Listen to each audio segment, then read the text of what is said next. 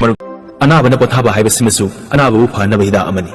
ꯑꯍꯜ ꯂꯃꯟꯒꯤ ꯃꯃꯥꯡꯗ ꯇꯨꯕꯠ ꯍꯦꯛꯇ ꯆꯠꯀꯅꯨ ꯃꯇꯩ ꯃꯅꯥꯎꯒꯤ ꯀꯥꯗ ꯇꯨꯃꯤꯟꯅ ꯍꯦꯛꯇ ꯆꯪꯒꯅꯨ ꯇꯤꯟꯅꯔꯔꯣꯏ ꯈꯜꯂꯕ ꯃꯔꯨꯞꯇꯨꯗꯤ ꯎꯗꯅꯕ ꯀꯟꯅ ꯍꯣꯠꯅꯔꯣ ꯂꯧꯔꯔꯣꯏ ꯈꯜꯂꯕ ꯅꯨꯄꯤꯗꯨꯗꯤ ꯎꯗꯅꯕ ꯀꯟꯅ ꯍꯣꯠꯅꯔꯣ ꯃꯃꯥ ꯃꯄꯥ ꯃꯆꯤꯟ ꯃꯅꯥꯎ ꯃꯔꯤ ꯃꯇꯥ ꯃꯔꯨꯞ ꯃꯄꯥꯡ ꯄꯨꯝꯅꯃꯛꯁꯤꯒꯤ ꯅꯨꯡꯁꯤꯅꯕ ꯅꯠꯇ꯭ꯔꯒ ꯅꯨꯡꯁꯤꯅꯗꯕꯁꯤ ꯁꯦꯜ ꯑꯃꯁꯨꯡ ꯁꯥꯖꯠꯇ ꯂꯩꯔꯦ ꯂꯥꯏꯊꯨꯡ ꯂꯩꯅꯥꯗꯒꯤ ꯍꯦꯟꯕ ꯑꯋꯥꯕ ꯑꯃ ꯂꯩꯇ꯭ꯔꯦ ꯅꯥꯄꯟ ꯇꯧꯕꯗꯒꯤ ꯍꯦꯟꯕ ꯌꯦꯛꯅꯕ ꯑꯃ ꯂꯩꯇ꯭ꯔꯦ ꯈꯟꯊꯒꯟꯗꯕ ꯃꯤꯅ ꯃꯉꯣꯟꯗ ꯍꯪꯗꯕ ꯋꯥꯗꯨꯁꯨ ꯃꯥꯅ ꯍꯦꯛꯇ ꯈꯨꯝꯖꯤꯜꯂꯤ ꯅꯥꯇꯩ ꯆꯥꯗꯅ ꯍꯪꯉꯕꯁꯨ ꯃꯥꯅ ꯍꯦꯛꯇ ꯈꯨꯝꯖꯤꯜꯂꯤ ꯃꯤꯅ ꯈꯨꯖꯤꯟ ꯁꯤꯡꯅꯗꯨꯅ ꯃꯥꯕꯨ ꯂꯛꯅꯔꯤꯕꯅꯤ ꯍꯥꯏꯕꯁꯦ ꯃꯥꯅ ꯈꯪꯕ ꯉꯝꯖꯗꯦ ꯆꯨꯍꯤ ꯆꯐꯨꯗ ꯈꯨꯠ ꯂꯨꯞꯁꯤꯜꯂꯨ ꯆꯨꯍꯤ ꯈꯔꯗꯤ ꯄꯛꯂꯛꯀꯅꯤ ꯑꯐꯕ ꯃꯤꯒ ꯇꯤꯟꯅꯧ ꯑꯐꯕ ꯈꯔꯗꯤ ꯐꯪꯒꯅꯤ ꯁꯥꯖꯠꯀꯤ ꯃꯇꯨꯡ ꯏꯟꯅ ꯇꯤꯟꯅꯕ ꯃꯔꯨꯞ ꯍꯣꯡꯉꯛꯀꯅꯤ ꯐꯠꯇꯕ ꯂꯝꯆꯠ ꯊꯥꯗꯣꯛꯄ ꯉꯝꯗ꯭ꯔꯕ ꯐꯠꯇꯕ ꯋꯥꯈꯜ ꯍꯣꯡꯗꯣꯛꯄ ꯉꯝꯗ꯭ꯔꯕ ꯃꯤ ꯑꯣꯏꯕ ꯉꯝꯃꯔꯣꯏ ꯁꯤꯕꯒꯤ ꯃꯇꯝ ꯌꯩꯊꯣꯛꯄ ꯉꯝꯗꯦ ꯃꯇꯝꯒꯤ ꯈꯣꯡꯆꯠ ꯊꯤꯡꯕ ꯉꯝꯗꯦ ꯃꯔꯝ ꯑꯁꯤ ꯂꯩꯕꯅꯅꯤ ꯃꯇꯝ ꯃꯥꯡꯍꯟꯒꯅꯨ ꯍꯥꯏꯔꯤꯕ ꯃꯤꯅ ꯉꯥꯡꯕ ꯋꯥ ꯃꯨꯟꯅ ꯑꯗꯨꯝ ꯇꯥꯁꯤꯜꯂꯨ ꯐꯠꯇꯕ ꯋꯥꯗꯨꯗꯤ ꯂꯧꯔꯨꯅꯨ ꯑꯐꯕ ꯋꯥꯗꯨꯗꯤ ꯂꯧꯁꯤꯜꯂꯨ ꯊꯕꯤ ꯆꯥꯕ ꯃꯇꯝꯗ ꯑꯈꯥꯕ ꯃꯅꯤꯡꯗꯨ ꯂꯪꯊꯣꯛꯂꯤꯕꯗꯨꯅꯤ ꯃꯤꯒꯤ ꯃꯆꯥꯅꯨꯄꯤ ꯅꯪꯒꯤ ꯅꯃꯧ ꯑꯣꯏꯔꯤꯕꯗꯨꯗ ꯅꯪꯅ ꯑꯣꯠꯄꯗꯤ ꯀꯔꯤꯃꯇ ꯈꯟꯗꯕ ꯅꯪꯒꯤ ꯅꯆꯥꯅꯨꯄꯤ ꯃꯤꯒꯤ ꯃꯃꯧ ꯑꯣꯏꯈ꯭ꯔꯤꯕꯗꯨꯗ ꯃꯅꯦꯝꯗꯨꯅ ꯑꯣꯠꯄꯗꯅ ꯅꯪꯅ ꯀꯔꯤꯒꯤ ꯁꯥꯎꯔꯤꯕ ꯏꯀꯨꯏꯕꯨ ꯀꯨꯏꯗ꯭ꯔꯤꯅꯦ ꯃꯥꯅ ꯇꯣꯡꯉꯤꯕ ꯔꯤꯛꯁꯣꯗꯨꯒꯤ ꯗ꯭ꯔꯥꯏꯚꯔꯗꯨꯒ ꯋꯥꯔꯤ ꯋꯥꯇꯥꯏ ꯇꯧꯗꯨꯅ ꯅꯣꯛꯅ ꯆꯠꯃꯤꯟꯅꯈꯤꯕꯅꯤ ꯑꯗꯨꯒꯗꯤ ꯕꯔꯥꯒꯤ ꯌꯦꯠꯅꯩ ꯍꯥꯏꯗꯨꯅ ꯁ꯭ꯋꯥꯏꯗ ꯈꯠꯅꯗꯨꯅ ꯂꯩꯔꯝꯃꯦꯅꯦꯁꯦ ꯑꯉꯛꯄꯅꯤꯀꯣ ꯁꯦꯜꯒꯤ ꯃꯌꯥꯏ ꯌꯥꯝꯕ ꯌꯥꯝꯗꯕꯅ ꯑꯃꯅꯤ ꯈꯨꯠꯁꯨꯃꯟ ꯄꯤꯕ ꯃꯇꯝꯗ ꯃꯁꯥ ꯃꯁꯥꯗ ꯍꯛꯊꯦꯡꯅꯅ ꯄꯤꯌꯨ ꯃꯤꯒꯤ ꯈꯨꯠꯊꯥꯡꯗ ꯄꯤꯔꯕꯗꯤ ꯋꯥꯔꯧ ꯄꯨꯔꯧꯅꯕ ꯊꯣꯛꯀꯅꯤ ꯂꯤꯟꯅ ꯎꯝꯂꯕ ꯍꯪꯉꯣꯏ ꯍꯧꯗꯣꯡꯅ ꯐꯥꯔꯕ ꯎꯆꯤ ꯃꯇꯝ ꯉꯥꯏꯔꯕ ꯑꯅꯥꯕ ꯅꯨꯡꯁꯤ ꯁꯣꯟꯕ ꯅꯠꯇꯅ ꯀꯅꯥꯅ ꯀꯟꯕ ꯉꯝꯒꯅꯤ ꯃꯁꯥꯒꯤ ꯑꯣꯏꯖꯕ ꯊꯤꯕꯗ ꯑꯇꯣꯞꯄꯒꯤ ꯑꯋꯥꯕ ꯎꯗꯦ ꯉꯥꯅ ꯆꯣꯡꯏ ꯏꯟ ꯃꯅꯨꯡꯗ ꯆꯣꯡꯊꯅꯕ ꯍꯣꯠꯅꯩ ꯏꯁꯤꯡꯗ ꯎꯕꯗ ꯍꯔꯥꯎꯏ ꯏꯟꯖꯤꯡꯕꯤꯅ ꯂꯧꯁꯤꯟꯅꯕ ꯍꯣꯠꯅꯩ ꯅꯣꯛꯅ ꯅꯣꯛꯅ ꯅꯪꯅ ꯅꯪꯒꯤ ꯄꯨꯟꯁꯤ ꯆꯥꯎꯈꯠꯀꯦ ꯅꯤꯡꯂꯕꯗꯤ ꯁꯤꯟꯐꯝ ꯄꯥꯏꯗꯕ ꯃꯤ ꯊꯕꯛ ꯁꯨꯅꯤꯡꯗꯕ ꯃꯤ ꯇꯤꯟꯅꯒꯦ ꯍꯥꯏꯅ ꯈꯜꯂꯨꯅꯨ ꯉꯝꯕꯤꯔꯒꯅ ꯄꯣꯠꯄꯥꯡꯁꯦ ꯂꯧꯗꯨꯅ ꯄꯤꯖꯕꯤꯌꯨ ꯑꯗꯨꯒꯤꯅꯦ ꯍꯥꯏ ꯑꯗꯥꯒꯤꯅꯦ ꯍꯥꯏ ꯆꯦꯕꯥꯎ ꯕꯥꯔꯇꯣꯟ ꯌꯥꯟꯊꯣꯛꯂꯒ ꯆꯥꯛ ꯄꯤꯖꯔꯒ ꯄꯣꯠꯄꯥꯡ ꯁꯦꯜ ꯂꯧꯗꯨꯅ ꯆꯥꯛ ꯅꯨꯡ ꯄꯤꯖꯕꯗꯨꯗꯤ ꯁꯦꯜ ꯈꯥꯏꯅꯔꯒ ꯆꯥꯛ ꯆꯥꯅꯕꯒ ꯃꯥꯟꯅꯔꯦ ꯆꯥꯛ ꯆꯥꯕ ꯍꯧꯒꯠꯂꯛꯄꯗ ꯆꯝꯐꯨꯠ ꯍꯥꯟꯅ ꯆꯥꯁꯤꯟꯗꯨꯅ ꯅꯠꯇ꯭ꯔꯒ ꯏꯁꯤꯡ ꯌꯥꯎꯝ ꯑꯃ ꯑꯅꯤ ꯊꯛꯆꯤꯟꯗꯨꯅ ꯆꯈꯥꯎꯗ ꯍꯥꯟꯅ ꯇꯥꯍꯜꯂꯕꯗꯤ ꯊꯨꯝ ꯃꯣꯔꯣꯛ ꯊꯥꯎ ꯌꯥꯎꯕ ꯆꯥꯛ ꯏꯟꯁꯥꯡ ꯆꯥꯁꯤꯟꯕ ꯃꯇꯝꯗ ꯆꯈꯥꯎ ꯁꯣꯛꯍꯟꯕ ꯉꯝꯗꯦ ꯃꯔꯝ ꯑꯁꯤꯅꯅꯤ ꯃꯤꯌꯥꯝ ꯆꯥꯅꯕ ꯆꯥꯛ ꯏꯟꯁꯥꯡ ꯌꯦꯟꯕꯗ ꯆꯝꯐꯨꯠ ꯍꯥꯟꯅ ꯌꯦꯜꯂꯤꯕ ꯁꯨꯔꯒ ꯄꯣꯊꯥꯕꯗꯤ ꯅꯨꯡꯉꯥꯏ ꯁꯨꯗꯅ ꯄꯣꯊꯥꯕꯗꯤ ꯋꯥꯏ ꯏꯈꯨꯠꯄꯨ ꯂꯥꯟꯊꯣꯛꯎꯔꯕꯗꯤ ꯃꯤꯈꯨꯠꯁꯨ ꯂꯥꯟꯊꯣꯔꯛꯀꯅꯤ ꯏꯈꯨꯠꯄꯨ ꯂꯥꯟꯊꯣꯛꯎꯗ꯭ꯔꯕꯗꯤ ꯃꯤꯈꯨꯠꯁꯨ ꯂꯥꯟꯊꯣꯔꯛꯏ 이쿠프 짜라바디 마쿠츠 짜바타이 이쿠프 짜드라바디 마쿠츠 짜드바타이 ꯅꯪꯅ ꯇꯤꯟꯅꯔꯣꯏꯗꯧꯕꯗꯤ ꯃꯤ ꯃꯈꯜ ꯃꯉꯥꯅꯤ ꯑꯍꯥꯟꯕꯗ ꯃꯊꯧ ꯄꯥꯏꯗꯕ ꯃꯤ ꯑꯅꯤꯁꯨꯕꯗ ꯃꯌꯥꯏ ꯀꯥꯕ ꯆꯤꯟꯖꯥꯛ ꯅꯤꯁꯥꯗ ꯂꯥꯏꯆꯨꯔꯕ ꯃꯤ ꯑꯍꯨꯝꯁꯨꯕꯗ ꯍꯨꯔꯥꯟꯕꯗ ꯍꯩꯅꯔꯕ ꯃꯤ ꯃꯔꯤꯁꯨꯕꯗ ꯅꯨꯄꯤ ꯅꯍꯥꯗ ꯆꯣꯞꯁꯤꯟꯒꯟꯕ ꯃꯤ ꯃꯉꯥꯁꯨꯕꯗ ꯏꯀꯥꯏꯕ ꯈꯪꯒꯟꯗꯕ ꯃꯤ 마부 임나 탐다바수 야데 마부 자톡보다 보다바수 야데 낭나 핵 뽀뽀 누미뜨기 핵 씹어 파오보다 마기 마타우상이 아드나니 마 하이버디 세알부 라인이 하이나 하이나리마 학상나 파슬럭저가 tumba 야데 민나 락사키바다수 tumba 야데 kadai chatlui hangbada luhongba chatlui khumi suba biba chatlui haidi aduga jebau namba matamdana suba biba haina nami luhongba haina namba sibu kari kaibanu khangdi phini yami makai subchalagasu haksangi maisa polaktragadi ningthamba ko hanba ngamoi sannabu hawat ningdrabadi ꯐꯅ ꯌꯥꯝꯅ ꯊꯥꯡꯒꯠꯂꯒꯁꯨ ꯍꯧꯒꯠꯍꯟꯕ ꯉꯝꯃꯣꯏ ꯃꯤꯌꯥꯝꯅ ꯃꯇꯦꯡ ꯄꯥꯡꯂꯒꯁꯨ ꯃꯁꯥꯅꯕꯨ ꯍꯩꯅꯤꯡꯅ ꯍꯣꯠꯅꯗ꯭ꯔꯕꯗꯤ ꯇꯧꯔꯤꯕ ꯊꯕꯛꯇꯨ ꯃꯥꯏ ꯄꯥꯛꯂꯣꯏ ꯂꯨꯍꯣꯡꯕ ꯅꯨꯃꯤꯠꯇꯕꯨ ꯌꯦꯡꯕ ꯌꯥꯗ꯭ꯔꯕꯤ ꯅꯨꯄꯤꯗꯨꯗꯤ ꯐꯖꯗ꯭ꯔꯦ ꯍꯥꯏꯅ ꯂꯧꯕ ꯌꯥꯔꯦ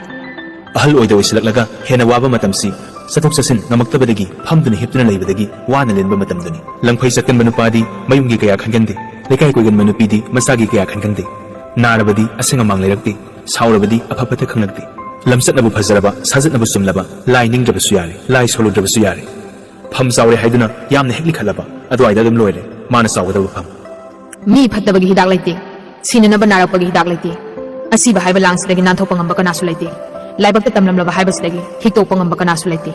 ꯅꯪꯒꯤ ꯑꯣꯏꯕ ꯌꯥꯔꯔꯣꯏꯗꯕ ꯁꯦꯜꯗꯨꯕꯨ ꯅꯅꯥꯛꯇ ꯊꯝꯒꯦ ꯈꯜꯂꯨꯅꯨ ꯀꯔꯤꯒꯨꯝꯕ ꯑꯣꯏꯗꯕ ꯀꯌꯥ ꯁꯤꯖꯤꯟꯅꯗꯨꯅ ꯅꯠꯇ꯭ꯔꯒ ꯉꯝꯃꯤ ꯍꯥꯏꯕꯒꯤ ꯃꯇꯥꯒꯨꯝ ꯂꯧꯁꯤꯟꯗꯨꯅ ꯊꯝꯂꯕꯗꯤ ꯂꯟ ꯑꯗꯨꯅ ꯆꯠꯈꯤꯅꯕ ꯍꯣꯠꯅꯔꯛꯄꯗ ꯈꯨꯗꯣꯡꯊꯤꯕ ꯀꯌా ꯅꯪꯒꯅꯤ ꯃꯄꯨ ꯇꯥꯑꯝꯗꯅ ꯃꯤꯒꯤ ꯏꯃꯨꯡ ꯆꯪꯉꯨꯅꯨ ꯃꯁꯥꯅ ꯌꯥꯗꯕ ꯅꯨꯄꯤ ꯂꯧꯒꯦ ꯍꯥꯏꯅ ꯈꯜꯂꯨꯅꯨ ꯃꯇꯝꯅ ꯄꯤꯔꯛꯄ ꯃꯅꯥꯕꯨ ꯂꯧꯗꯕ ꯉꯝꯗꯦ ꯀꯅꯥꯁꯨ ꯇꯨꯡꯒꯤ ꯄꯣꯔꯝ ꯎꯕꯗꯨꯕꯨ ꯑꯁꯤꯡꯕ ꯃꯤ ꯀꯧꯏ ꯑꯄꯪꯕ ꯃꯤ ꯈꯔꯗꯤ ꯃꯥꯒꯤ ꯑꯁꯣꯏꯕ ꯀꯌꯥ ꯋꯥ ꯋꯥ ꯂꯥꯎꯅ ꯉꯥꯡꯅꯔꯕꯗꯁꯨ ꯃꯁꯥꯅ ꯈꯪꯕ ꯉꯝꯖꯗꯦ ꯑꯄꯪꯕ ꯃꯤꯅ ꯐꯠꯇꯕꯗꯃꯛ ꯇꯧꯏ ꯑꯁꯤꯡꯕ ꯃꯤꯅ ꯑꯐꯕꯗꯃꯛ ꯇꯧꯏ ꯅꯪꯅ ꯀꯩꯊꯦꯜ ꯆꯠꯂꯨꯕꯗꯣ ꯅꯪꯅ ꯈꯜꯂꯒ ꯆꯠꯂꯨꯕꯅꯤ ꯅꯪꯅ ꯐꯠꯇꯕ ꯇꯧꯈꯤꯕꯗꯣ ꯅꯪꯅ ꯈꯜꯂꯒ ꯇꯧꯈꯤꯕꯅꯤ ꯃꯗꯨꯗꯒꯤ ꯐꯪꯂꯛꯄ ꯃꯍꯩꯗꯣ ꯅꯪꯅ ꯐꯪꯕ ꯇꯥꯕꯅꯤ ꯃꯄꯥꯟ ꯁꯥꯠꯂꯒ ꯃꯍꯩ ꯌꯥꯜꯂꯛꯄꯅꯤ ꯋꯥꯈꯜ ꯈꯜꯂꯒ ꯊꯕꯛ ꯑꯣꯏꯔꯛꯄꯅꯤ ꯃꯤꯉꯣꯟꯗ ꯀꯥꯏꯗ꯭ꯔꯕ ꯃꯤꯗꯣ ꯂꯥꯏ ꯎꯔꯕ ꯃꯤꯅꯤ ꯑꯣꯛꯇꯕ ꯃꯤꯅ ꯊꯕꯛ ꯂꯦꯞꯄ ꯅꯨꯃꯤꯠꯇ ꯅꯤꯁꯥ ꯆꯥꯗꯨꯅ ꯂꯩꯊꯣꯛꯏ ꯑꯐꯕ ꯃꯤꯅ ꯃꯇꯝ ꯑꯍꯥꯡꯕ ꯐꯪꯉꯤꯉꯩꯗ ꯊꯕꯛ ꯑꯃ ꯄꯥꯡꯊꯣꯛꯍꯧꯏ ꯑꯆꯨꯝꯕ ꯊꯤ ꯊꯤꯗꯨꯅ ꯆꯠꯂꯨ ꯑꯐꯕ ꯁꯨꯝ ꯁꯨꯝ ꯐꯪꯉꯛꯀꯅꯤ ꯃꯤꯅ ꯅꯨꯡꯁꯤꯍꯟꯅꯕꯒꯤ ꯍꯤꯗꯥꯛꯇꯤ ꯅꯣꯂꯨꯛꯅ ꯆꯠꯄ ꯍꯥꯏꯕꯁꯤꯅꯤ ꯍꯤꯡꯂꯤꯉꯩ ꯄꯨꯟꯁꯤ ꯂꯝꯕꯤꯗ ꯏꯪꯅ ꯆꯠꯀꯦ ꯈꯜꯂꯕꯗꯤ ꯑꯐꯕ ꯃꯔꯨꯞꯇꯒ ꯆꯠꯃꯤꯟꯅꯧ ꯅꯊꯧ ꯂꯦꯞꯄ ꯅꯨꯃꯤꯠꯇꯣ ꯇꯨꯃꯤꯟꯅ ꯉꯥꯏꯍꯥꯛ ꯐꯝꯃꯨ ꯂꯥꯏꯒ ꯋꯥꯔꯤ ꯁꯥꯟꯅꯧ ꯑꯐꯕ ꯂꯝꯕꯤꯗ ꯆꯠꯂꯨ ꯑꯐꯕ ꯊꯕꯛ ꯄꯥꯏꯈꯠꯂꯨ ꯄꯨꯟꯁꯤꯗꯤ ꯃꯑꯣꯡ ꯍꯣꯡꯅ ꯍꯣꯡꯅ ꯆꯠꯂꯤ ꯅꯪꯒꯤ ꯄꯨꯟꯁꯤꯕꯨ ꯑꯐꯕ ꯃꯥꯏꯀꯩꯗ ꯍꯣꯡꯍꯜꯂꯨ ꯍꯛꯆꯥꯡ ꯅꯨꯡꯉꯥꯏꯗꯕ ꯍꯤꯗꯥꯛ ꯆꯥꯕꯗꯒꯤꯗꯤ ꯋꯥꯈꯜ ꯅꯨꯡꯉꯥꯏꯗꯕ ꯍꯤꯗꯥꯛ ꯆꯥꯕꯅ ꯍꯛꯆꯥꯡ ꯅꯨꯡꯉꯥꯏꯕ ꯌꯥꯝꯅ ꯍꯦꯜꯂꯤ ꯑꯗꯨꯅ ꯑꯐꯕ ꯊꯕꯛ ꯇꯧꯗꯨꯅ ꯑꯐꯕ ꯃꯍꯩ ꯉꯥꯏꯕꯗꯨꯕꯨ ꯋꯥꯈꯜ ꯅꯨꯡꯉꯥꯏꯗꯕꯒꯤ ꯍꯤꯗꯥꯛ ꯆꯥꯕ ꯀꯧꯏ ꯅꯨꯡꯉꯥꯏꯕ ꯍꯥꯏꯕꯁꯤꯗꯤ ꯑꯐꯕ ꯊꯕꯛ ꯑꯃꯒꯤꯗꯃꯛꯇ ꯄꯨꯟꯁꯤꯒꯤ ꯄꯥꯟꯗꯝ ꯊꯝꯗꯨꯅ ꯋꯥꯈꯜ ꯂꯤꯁꯪ ꯊꯥꯗꯨꯅ ꯍꯣꯠꯅꯕꯒꯤ ꯃꯍꯩ ꯉꯥꯏꯕꯗꯨꯅꯤ ꯀꯣꯛ ꯇꯣꯏꯅ ꯁꯥꯔꯕꯗꯤ ꯍꯤꯡꯕꯒꯤ ꯃꯇꯝ ꯇꯦꯟꯁꯤꯜꯂꯤ ꯀꯣꯛ ꯁꯥꯍꯜꯂꯣꯏ ꯍꯥꯏꯔꯕꯗꯤ ꯀꯥꯔꯟ ꯇꯧꯗ꯭ꯔꯒ ꯂꯣꯏꯔꯦ ꯍꯣꯠꯄꯨ ꯍꯣꯠꯅꯗ꯭ꯔꯕꯗꯤ ꯂꯥꯏꯅꯁꯨ ꯊꯧꯖꯥꯟ ꯄꯤꯔꯛꯂꯣꯏ ꯑꯔꯥꯟꯕ ꯂꯝꯕꯤꯗ ꯆꯠꯂꯕꯗꯤ ꯑꯋꯥꯕꯒꯤ ꯄꯟꯊꯨꯡꯗ ꯊꯨꯡꯒꯅꯤ ꯏꯀꯥꯏ ꯈꯨꯝꯅꯕ ꯐꯪꯕ ꯄꯥꯝꯂꯕꯗꯤ ꯃꯤꯌꯥꯝꯒꯤ ꯀꯥꯟꯅꯒꯗꯕ ꯇꯧ ꯅꯪꯒꯤ ꯍꯛꯆꯥꯡ ꯀꯌꯥꯠꯅ ꯏꯔꯥꯡ ꯀꯟꯅ ꯍꯧꯔꯤꯕꯗꯨ ꯅꯪꯒꯤ ꯂꯝꯍꯦꯟꯕ ꯄꯨꯛꯅꯤꯡꯗꯨꯅꯅꯤ ꯋꯥꯈꯜ ꯈꯟꯊꯗꯨꯅ ꯐꯥꯖꯤꯜꯂꯨ ꯄꯥꯝꯐꯝ ꯊꯣꯛꯄꯗꯃꯛ ꯄꯥꯝꯃꯨ ꯄꯥꯝꯐꯝ ꯊꯣꯛꯇꯕ ꯄꯥꯝꯃꯨꯅꯨ ꯅꯠꯇ꯭ꯔꯒꯗꯤ ꯑꯋꯥꯕ ꯇꯥꯒꯅꯤ ꯅꯪ ꯒꯧꯅꯕ ꯂꯥꯛꯄꯁꯤꯡ ꯀꯣꯏꯍꯟꯗꯅ ꯇꯔꯥꯝꯅ ꯉꯥꯡꯅꯧ ꯍꯥꯏꯅꯤꯡꯕ ꯃꯈꯩ ꯆꯤꯡꯅꯗꯅ ꯍꯥꯏꯍꯜꯂꯨ ꯅꯪꯕꯨ ꯅꯨꯡꯁꯤꯅ ꯆꯠꯍꯟꯈꯣ ꯄꯥꯟꯒꯤ ꯐꯖꯍꯟꯕ ꯃꯥꯏꯊꯣꯡꯗꯤ ꯊꯨꯅ ꯃꯀꯥ ꯂꯥꯡꯁꯤꯟꯒꯅꯤ ꯅꯨꯡꯒꯤ ꯐꯖꯔꯛꯄ ꯃꯥꯏꯊꯣꯡꯗꯤ ꯀꯨꯏꯅ ꯃꯀꯥ ꯂꯥꯝꯒꯅꯤ ꯀꯣꯔꯐꯨꯗ ꯈꯨꯖꯤꯟꯅ ꯁꯤꯛꯀꯅꯨ ꯌꯣꯡꯗ ꯌꯨꯕꯤ ꯈꯣꯛꯍꯟꯒꯅꯨ ꯑꯣꯏꯔꯣꯏꯗꯕꯗ ꯃꯇꯝ ꯃꯥꯡꯍꯜꯂꯨꯅꯨ ꯅꯪꯅ ꯃꯤ ꯑꯣꯏꯒꯦ ꯈꯜꯂꯕꯗꯤ ꯋꯥꯈꯜ ꯑꯐꯕ ꯈꯜꯂꯨ ꯃꯔꯨꯞ ꯑꯐꯕ ꯈꯜꯂꯨ ꯅꯪ ꯐꯧ ꯑꯗꯨꯒ ꯉꯥꯡꯉꯨ ꯌꯨꯅꯝꯗꯨꯒ ꯉꯥꯡꯉꯨꯅꯨ ꯅꯋꯥ ꯑꯃꯠꯇꯁꯨ ꯂꯧꯕꯤꯔꯣꯏ ꯅꯪꯅ ꯅꯨꯡꯉꯥꯏꯅ ꯍꯤꯡꯒꯦ ꯍꯥꯏꯔꯕꯗꯤ ꯑꯄꯥꯝꯕꯒꯤ ಚಾಂಗ್ ಹಂತಹꯜಲು ꯅꯪꯅ ꯍꯣꯠꯅꯒꯗꯕ ꯍꯥꯏꯕꯕꯨ ನಸಾ ಫನಬ ಹೊನಬ ನಸಾನಸು ಫನಬ ಹೊನಬ ಕೈರೋಲೆ ಕೈ ಫನಬ ಹೊನಬ ಖುನಾಯಿ ಫಹನಬ ಹೊನಬ ಮಸಾಗೆ ಅಸೈಬ ಉಬ ngamba mido mapunsida phattaba thabak tawramoi thabak haibase miyobagi punsibu chakhothanabagi laina piraklaba khudoni afaba thabak tawduna afaba punsi ohelu maram sabada mak pamu maram sadaba pamunu nangna pukning leitana leige hairabadi apam nungsidagi lapna leyu kalak mihodagi su lapna leyu aina khwaidagi ngakpa midi ahal matam usilaktuna makuki samngausilaklaba maya tekpa horaklaba adugumba mi aduna masa masugi khandana ngausinaduna leiba miduni nangi wakhalgi matung ina tinaba marum hongakani aina khwaidagi nokningbadi nungtigi ngausinaduna leiba miduna makha taba masa manausingda warak watemibaniga haiduna adu taw ada tawga haibaduni nisa thadokpa ngamdaba midi mi ama oiba khara wana thokani ahal oiraba singbu luna tawba mi tola taraba singbu mateng pangba mi magi yengnaba kanasu leiroi mabu mina nungsigani minungsi layu mina nungsigani laigi mingda pangthoklaga matam sangna manghanduna harau kumai tawnaribase nongmadi soidana tongnarakini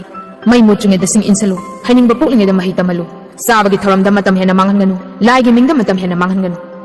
wakhal leiba mina chathoklamdagi matamda mana satkadaba mafamdu yumgi misingna taklami thajau munna khalaga thajau thajarunu munna khalaga thajarunu ahalloi silaklaba matamdadi amangsingda tusanba thokali maram masi leibana thainagi ahlamansingna amangsing sanglamdai matamda ai amangsing sanguge ko haina masa masusingda tai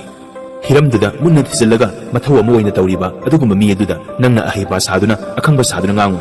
magi thamoida nokhini ikai khangba midi kanada so akai ba chatti nolokna chatpa midi chawthokpagi wakhal leite nangna afaba chinjak charibado nasa phanabagi hidak makhal amani nangna phattaba chinjak charibado nasa phattanabagi hidak makhal amani chinjakna hidak su oi chinjakna hu su oi imung amagi misingduna thamoi sengna chanadrabadi imungdu punba yaroi punna leiminaba imungda sel thokpa miduna puksel chawthokna chatrabadi imungdu punba yaroi munna taw phajana khum sendoi saba midi mapuksel khara pikali mingonda haijaduna te hinge khangan nangondagi su mina haijana bohno ikai khangdaba midi sopa toina nangi ai yauna pulap naminaba photo atai duda khara khara yengaga ai gi photo dudana khara henjana yeningi nangna pot leiba matamda aphaphata khanduna aphaba pot tamak leibagum nangna tawgadaba thabaksu aphaba tamak tawnaba khalu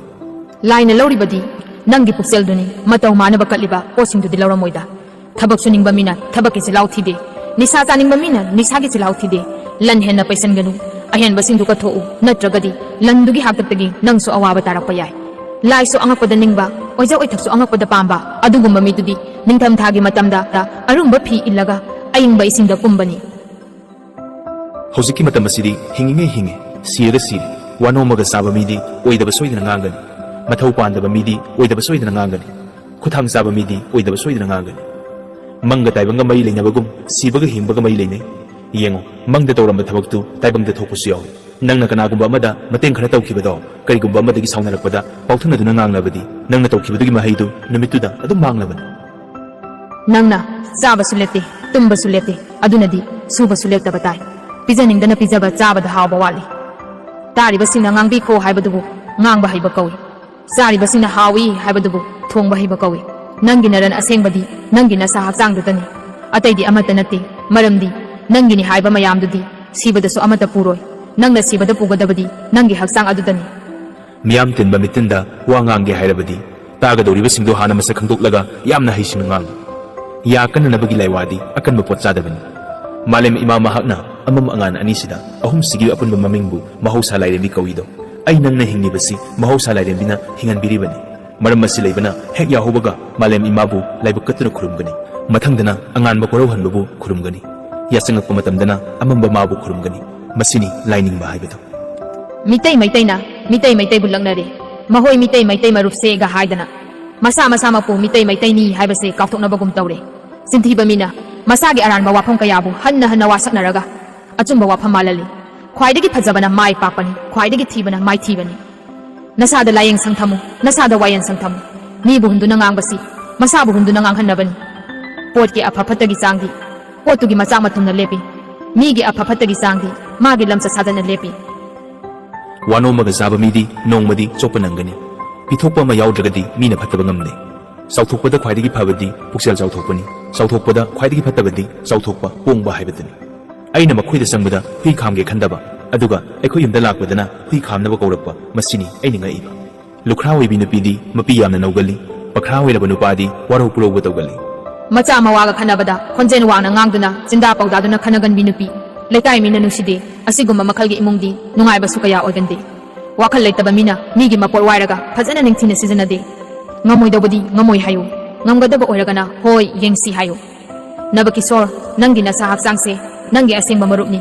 ꯅꯪꯅ ꯁꯤꯕ ꯃꯇꯝꯗꯁꯨ ꯃꯥꯅ ꯃꯇꯨꯡ ꯏꯜꯂꯛꯀꯅꯤ ꯃꯥꯅ ꯅꯨꯡꯉꯥꯏꯅ ꯂꯩꯔꯕꯗꯤ ꯅꯪꯁꯨ ꯅꯨꯡꯉꯥꯏꯅ ꯂꯩꯒꯅꯤ ꯅꯪꯗꯤ ꯃꯥꯒꯤ ꯃꯔꯨꯝ ꯊꯨꯞꯅ ꯂꯩꯕꯅꯤ ꯃꯥꯕꯨ ꯅꯨꯡꯉꯥꯏꯅ ꯂꯩꯍꯟꯅꯕꯗꯤ ꯅꯪꯒꯤ ꯂꯤꯆꯠꯅ ꯑꯣꯏꯍꯟꯒꯗꯧꯔꯤꯕꯅꯤ ꯑꯣꯏꯗꯕ ꯀꯌా ꯇꯧꯗꯨꯅ ꯃꯥꯕꯨ ꯋꯥꯍꯟꯒꯦ ꯈꯟꯒꯅꯨ ꯃꯉꯣꯟꯗ ꯐꯔꯣꯏꯗꯕ ꯊꯕꯛ ꯅꯪꯅ ꯈꯛ ꯇꯧꯔꯨꯅꯨ ꯃꯥꯕꯨ ꯑꯅꯥ ꯑꯌꯦꯛ ꯂꯩꯍꯟꯒꯅꯨ ꯃꯉꯣꯟꯗ ꯐꯔꯣꯏꯗꯧꯕ ꯆꯤꯟꯖꯥꯛ ꯅꯪꯅ ꯈꯛ ꯆꯥꯔꯨꯅꯨ ꯃꯥꯅ ꯃꯁꯥ ꯅꯥꯔꯕꯗꯤ ꯅꯕꯀꯦꯁꯣꯔ ꯅꯪꯁꯨ ꯅꯥꯒꯅꯤ ꯃꯥꯅ ꯃꯁꯥ ꯐꯔꯒꯅ ꯅꯪꯒꯤ ꯄꯨꯟꯁꯤ ꯁꯥꯡꯒꯅꯤ ꯃꯇꯝ ꯆꯥꯅ ꯁꯨꯍꯜꯂꯨ ꯃꯇꯝ ꯆꯥꯅ ꯄꯣꯊꯥꯍꯜꯂꯨ ꯍꯦꯟꯖꯤꯟꯅ ꯈꯛ ꯁꯨꯍꯟꯒꯅꯨ ꯃꯔꯨꯞꯇ ꯑꯋꯥꯕ ꯄꯤꯒꯅꯨ ꯅꯠꯇ꯭ꯔꯕꯗꯤ ꯅꯪ ꯑꯋꯥꯕꯗ ꯅꯪꯒꯅꯤ ꯆꯦꯡ ꯃꯌꯥꯝ ꯃꯔꯛꯇ ꯐꯧ ꯌꯥꯎꯕ ꯊꯦꯡꯅꯒꯅꯤ ꯃꯤꯌꯥꯝ ꯇꯤꯟꯅꯕ ꯃꯔꯛꯇ ꯐꯠꯇꯕ ꯃꯤ ꯌꯥꯎꯕꯅꯤ ꯅꯪꯒꯤ ꯃꯔꯨꯞꯁꯤꯡ ꯃꯔꯛꯇ ꯐꯠꯇꯕ ꯃꯔꯨꯞꯁꯨ ꯌꯥꯎꯕꯅꯤꯀꯣ ꯃꯤꯉꯣꯟꯗꯒꯤ ꯁꯦꯜ ꯄꯨꯔꯒ ꯅꯨꯡꯉꯥꯏꯊꯣꯛꯄ ꯉꯝꯕ ꯃꯤꯗꯣ ꯑꯅꯪꯕ ꯃꯤ ꯑꯣꯏꯔꯒꯅꯤ ꯑꯋꯥꯕ ꯃꯥꯌꯣꯛꯅꯔꯒꯅꯤ ꯃꯃꯥꯅ ꯃꯆꯥ ꯌꯣꯛꯄꯗꯤ ꯆꯥꯎꯔꯛꯂꯒ ꯅꯨꯡꯉꯥꯏꯅꯕ ꯌꯣꯛꯄꯅꯤ ꯂꯥꯏꯔꯕꯅ ꯂꯩꯅꯥ ꯌꯣꯛꯄꯗꯤ ꯊꯨꯅ ꯁꯤꯅꯕ ꯌꯣꯛꯄꯅꯤ ꯂꯥꯏ ꯅꯤꯡꯕ ꯍꯥꯏꯕꯁꯤ ꯄꯨꯛꯅꯤꯡ ꯁꯦꯡꯗꯣꯛꯄ ꯍꯥꯏꯕꯅꯤ ꯅꯪꯒꯤ ꯄꯨꯛꯅꯤꯡꯅꯕꯨ ꯃꯣꯠꯇ꯭ꯔꯕꯗꯤ ꯂꯥꯏ ꯅꯤꯡꯗ꯭ꯔꯕꯁꯨ ꯌꯥꯔꯦꯅ ꯃꯔꯝ ꯆꯠ ꯐꯠꯇꯕ ꯃꯤꯅ ꯈꯨꯗꯣꯡꯊꯤꯕ ꯅꯪꯂꯕꯗꯤ ꯃꯤꯅ ꯀꯂꯛꯄꯤꯅꯩ ꯅꯪꯅ ꯂꯩꯕ ꯌꯣꯟꯕꯒꯤ ꯊꯕꯛ ꯇꯧꯔꯕꯗꯤ ꯃꯤ ꯆꯪꯍꯟꯅꯤꯡꯅꯕ ꯍꯥꯟꯅ ꯍꯣꯠꯅꯧ ꯀꯨꯝꯕꯨ ꯐꯔꯕ ꯂꯧꯃꯤꯁꯤ ꯃꯤ ꯅꯨꯡꯉꯥꯏ ꯃꯆꯥꯅꯕꯨ ꯐꯔꯕ ꯃꯃꯥ ꯃꯄꯥ ꯅꯨꯡꯉꯥꯏ ꯂꯧ ꯐꯠꯇꯕ ꯎꯗꯧ ꯁꯔꯨꯛ ꯎꯗꯕꯅ ꯍꯦꯟꯅ ꯐꯩ ꯃꯆꯥ ꯐꯠꯇꯕ ꯄꯣꯛꯇꯧ ꯁꯔꯨꯛ ꯄꯣꯛꯇꯕꯅ ꯍꯦꯟꯅ ꯐꯩ ꯅꯪꯉꯣꯟꯗ ꯁꯦꯟꯖꯤꯠ ꯇꯣꯜꯂꯒ ꯇꯣꯏꯅ ꯊꯧꯕ ꯂꯥꯛꯀꯅꯤ ꯈꯪꯉꯨ ꯅꯨꯄꯤꯅ ꯃꯄꯥꯝ ꯅꯛꯂꯕ ꯃꯄꯥꯝ ꯇꯣꯏꯅ ꯆꯠꯄꯅꯤ ꯈꯪꯉꯨ ꯃꯤꯒꯤ ꯃꯄꯣꯠ ꯋꯥꯏꯕ ꯆꯣꯞꯄ ꯅꯪꯕ ꯌꯥꯎꯏ ꯅꯨꯄꯤ ꯑꯣꯛꯇꯕꯤꯒꯤ ꯅꯨꯄꯥ ꯆꯣꯞꯄ ꯇꯣꯏꯅ ꯅꯪꯏ ꯃꯔꯝ ꯆꯠ ꯐꯖꯕ ꯃꯤꯅ ꯈꯨꯗꯣꯡꯊꯤꯕ ꯅꯪꯂꯕꯗꯤ ꯃꯤꯅ ꯅꯨꯡꯉꯥꯏꯇꯅ ꯁꯣꯟꯅꯩ ꯅꯨꯡꯇꯤꯒꯤ ꯆꯦꯡ ꯋꯥꯟꯗꯨꯅ ꯆꯥꯔꯤꯕ ꯏꯃꯨꯡ ꯑꯗꯨꯗꯤ ꯂꯥꯌꯦꯡꯕ ꯂꯦꯞꯄ ꯌꯥꯗꯕ ꯀꯩꯗꯧꯉꯩ ꯐꯔꯛꯀꯗꯒꯦꯁꯨ ꯈꯪꯗꯕ ꯂꯩꯅꯥ ꯃꯈꯜ ꯑꯃꯅ ꯅꯥꯔꯤꯕ ꯏꯃꯨꯡ ꯑꯃꯅꯤ ꯀꯥ ꯍꯦꯟꯅ ꯀꯨꯞꯁꯤꯟꯃꯜꯂꯕꯁꯨ ꯃꯤ ꯇꯤꯟꯅꯕ ꯌꯥꯗꯦ ꯃꯧ ꯂꯥꯛꯄ ꯅꯧꯔꯤꯉꯩ ꯑꯀꯣꯏꯕꯒꯤ ꯃꯤꯅ ꯌꯦꯡꯅꯤꯡꯏ ꯂꯨ ꯀꯣꯛꯄ ꯅꯧꯔꯤꯉꯩ ꯇꯣꯏꯅ ꯅꯥꯟꯗꯨꯅ ꯌꯦꯡꯅꯤꯡꯏ ꯀꯨꯏꯅ ꯁꯨꯝ ꯆꯥꯁꯤꯜꯂꯛꯂꯕꯗꯤ ꯆꯥꯅꯤꯡꯕ ꯁꯨꯝ ꯋꯥꯁꯤꯜꯂꯛꯀꯅꯤ ꯀꯨꯏꯅ ꯁꯨꯝ ꯅꯥꯁꯤꯜꯂꯛꯂꯕꯗꯤ ꯊꯧꯑꯣꯏꯕ ꯁꯨꯝ ꯋꯥꯁꯤꯜꯂꯛꯏ ꯂꯦꯝꯅ ꯂꯩꯕ ꯃꯤꯗꯤ ꯈꯠꯅꯅꯕꯒꯤ ꯃꯆꯥꯛ ꯑꯃꯅꯤ ꯌꯨ ꯈꯔ ꯊꯛꯆꯤꯜꯂꯒ ꯌꯨꯝꯒꯤ ꯃꯇꯨ ꯃꯆꯥꯗ लाव खोंब तौदुना इमुंग लांगहलिबा नुपादो माना हिंगलिंगै पुंसिदा मसक थोकपा अमता तौरमरोइदौबा नुपानि खंग कदाइदिनोने नंगना सु हंजलैसिबु अैखोइगि लोनसु नतना कनानाबु खंगुनिगे सोरातनेना लाक्पै वानि इसैनेना ताबै वानि पोटपांग बिथौसि चलसि विश्वकर्मा पूजानी हाइदुना खुलाई पाइबा याद्रे थबक लेपे अदुगदि थांगदि पाइदुना करी करिनो अहा अहाबा मयाम अमा सेम सादुना थोंगि जारी ngawri यंगबियु थबकि खुलाइना पाइबा यादबा नुंगाइथोकनबगि खुलाइना पाइबा याबा मसिनि अैखोइना तौरिसे मी खरदि सोरात पिकना सोनबा इकाई हाय अदुगा सोरात चाउना सोनबा मिंगोंदगि सेन पुरुबदि इकाई हाइदि मी खरदि पुमनमकु सेंबिबा सकुदबा महकु लाइनि हाइना निंगने मी खरदि ताइबंग मपोक्ता पोखिबा मथिक मयाइ चेनबसिंगदुबु लाइनि हाइना निंगने करिगुम्बा इमुंगी ओइबा पोट अमा लेगे नत्रगा योनगे हाइरबदि इमुंदुगी मिपुम खुदिंग हाना ताथुक तासिनदहो नथनतगी वाखलना होय नत्रगा माइ हाइदोउनु लेबाकी वाबु कनाना तंबा ngamgani सिबगी मतंबु कनाना हाइबा ngamgani नंगना लम खजिक्तंग सिबु असुक यामना लौनिंगलिबा सिबु करिगिनो सिबु नंगना सिबदा पुबा यागद्रा हाइबा अदु ताचौदी यागद्रा यारोइने अदुदि अैंगोंदा पिथोअदना अदुदि पिनिंगदेने अदुनबु केस तंगनबा ताबा फरे फरे तंगना तारेदना लोहंबा लोइरे ngai konana bahairakle somdana kamdori arang phamna kwa porai lana halli sanabina ekhoi mu manghalle kwa bo aphaba chinjakla kwa nataba atopa achapor ama lana hanbadi yadabra भैया नखोई करी करी lining अदु निंगी हैमा अदु देखोई की लाइ गाक्तनिना नखोई की नपा नपु लाइ लेजद्रा अदु बुदि लेदा ꯁꯅꯥꯃꯍꯤ ꯍꯥꯏꯗꯅ ꯌꯨꯝꯊꯣꯡ ꯈꯨꯗꯤꯡꯒꯤ ꯂꯩꯔꯤꯕꯅꯤ ꯑꯗꯨ ꯅꯤꯡ ꯌꯥꯗ꯭ꯔꯣ ꯅꯤꯡꯅꯤꯡꯗꯦꯅꯦ ꯑꯗ ꯇꯥꯏꯌꯦ ꯃꯤꯒꯤ ꯃꯄꯣꯠ ꯋꯥꯏꯒꯟꯕ ꯃꯤꯅ ꯎꯁꯤꯠꯇꯅ ꯉꯥꯡꯅꯩ ꯅꯨꯄꯤ ꯑꯣꯛꯇꯕꯤꯒꯤ ꯅꯨꯄꯥ ꯃꯤꯅ ꯎꯁꯤꯠꯇꯅ ꯉꯥꯡꯅꯩ ꯅꯨꯄꯤꯅ ꯉꯝꯕ ꯅꯨꯄꯥ ꯃꯤꯅ ꯀꯌꯥ ꯎꯁꯤꯠꯇꯦ ꯅꯨꯄꯥꯕꯨ ꯉꯝꯕ ꯅꯨꯄꯤ ꯃꯤꯅ ꯀꯌꯥ ꯅꯨꯡꯁꯤꯗꯦ ꯅꯨꯄꯥ ꯐꯠꯇꯕ ꯅꯨꯄꯤ ꯄꯨꯟꯁꯤ ꯆꯨꯞꯄ ꯋꯥꯒꯜꯂꯤ ꯄꯨꯟꯅ ꯂꯩꯃꯤꯟꯅꯔꯤꯕ ꯃꯇꯩ ꯃꯅꯥꯎ ꯑꯅꯤꯗꯨꯅ ꯂꯥꯏꯅꯤꯡ ꯂꯥꯏꯁꯣꯟ ꯇꯤꯟꯅꯗ꯭ꯔꯕꯗꯤ ꯂꯩꯀꯥꯏ ꯃꯤꯅ ꯋꯥꯔꯤꯅꯩ ꯅꯨꯄꯥꯗꯨꯕꯨꯅ ꯍꯟꯊꯅ ꯈꯟꯅꯩ ꯅꯨꯄꯤꯗꯨꯕꯨꯅ ꯅꯨꯡꯁꯤꯗꯅ ꯉꯥꯡꯅꯩ ꯅꯪꯅ ꯃꯤꯊꯣꯏ ꯃꯤꯍꯦꯟ ꯄꯥꯝꯂꯕꯗꯤ ꯍꯣꯠꯅꯕ ꯀꯟꯕ ꯇꯥꯏ ꯑꯋꯥ ꯑꯅꯥ ꯈꯥꯡꯕ ꯇꯥꯏ ꯅꯨꯡꯇꯤ ꯅꯨꯃꯤꯠ ꯈꯨꯗꯤꯡꯒꯤ ꯄꯨꯡꯈꯥꯏ ꯑꯃꯒꯤ ꯃꯇꯝꯗꯪ ꯏꯊꯟꯗ ꯇꯨꯃꯤꯟꯅ ꯐꯝꯂꯒ ꯑꯆꯨꯝꯕ ꯑꯐꯕꯗꯃꯛ ꯇꯧꯒꯦꯀꯣ ꯑꯆꯨꯝꯕ ꯑꯐꯕꯗꯃꯛ ꯇꯧꯒꯦꯀꯣ ꯍꯥꯏꯗꯨꯅ ꯋꯥꯈꯜ ꯌꯨꯡꯅ ꯈꯜꯂꯤꯕꯁꯤꯒ ꯂꯥꯏꯅꯤ ꯍꯥꯏꯕ ꯑꯃꯒꯤ ꯃꯃꯤꯡꯕꯨ ꯍꯟꯅ ꯍꯟꯅ ꯀꯧꯗꯨꯅ ꯂꯥꯏ ꯅꯤꯡꯉꯤꯕꯅꯤ ꯍꯥꯏꯅ ꯇꯧꯔꯤꯕꯁꯤꯒ ꯀꯅꯥꯅ ꯆꯨꯝꯒꯗꯒꯦ ꯈꯟꯕꯤꯌꯨ ꯍꯧꯖꯤꯛ ꯃꯤꯌꯥꯝꯅ ꯇꯥꯕꯤꯈ꯭ꯔꯦ ꯆꯨꯝꯃꯤ ꯍꯥꯏꯅ ꯂꯧꯕꯤꯕ꯭ꯔꯥ ꯂꯥꯜꯂꯦ ꯍꯥꯏꯅ ꯂꯧꯕꯤꯕ꯭ꯔꯥ ꯂꯥꯏꯔꯤꯛ ꯑꯁꯤꯕꯨ ꯏꯕꯤꯕꯗꯤ ꯐꯥꯗꯔ ꯑꯣꯐ ꯍꯦꯟꯗꯤꯀꯦꯞꯀꯤ ꯃꯤꯡꯊꯣꯜ ꯐꯪꯈ꯭ꯔꯕ ꯄꯠꯃꯁ꯭ꯔꯤ ꯂꯥꯏꯁ꯭ꯔꯝ ꯀꯦꯁꯣꯔꯅ ꯏꯕꯤꯕꯅꯤ ꯃꯤꯌꯥꯝꯅ ꯋꯥꯐꯝꯁꯤꯡꯁꯤ ꯇꯥꯕꯤꯔꯒ ꯃꯤꯌꯥꯝꯒꯤ ꯄꯨꯛꯅꯤꯡꯗ ꯐꯥꯎꯔꯤꯕꯗꯨ ꯀꯃꯦꯟ ꯁꯦꯛꯁꯟꯗ ꯊꯝꯕꯤꯔꯝꯅꯕ ꯅꯤꯡꯁꯤꯡꯖꯔꯤ ꯑꯗꯨꯒ ꯋꯥꯐꯝꯁꯤꯡ ꯑꯁꯤ ꯑꯗꯣꯝꯅ ꯌꯥꯅꯤꯡꯉꯒꯗꯤ ꯂꯥꯏꯛ ꯅꯝꯕꯤꯔꯝꯃꯨ ꯑꯗꯨꯒ ꯀꯅꯥꯒꯨꯝꯕ ꯑꯗꯣꯝꯒꯤ ꯅꯛꯅꯕ ꯃꯤꯑꯣꯏꯁꯤꯡꯅ ꯇꯥꯍꯟꯅꯤꯡꯕ ꯑꯣꯏꯔꯒꯗꯤ ꯋꯥꯐꯝꯁꯤꯡ ꯑꯁꯤ ꯇꯥꯅꯕꯒꯤꯗꯃꯛꯇ ꯁꯦꯌꯔ ꯇꯧꯕꯤꯔꯝꯃꯨ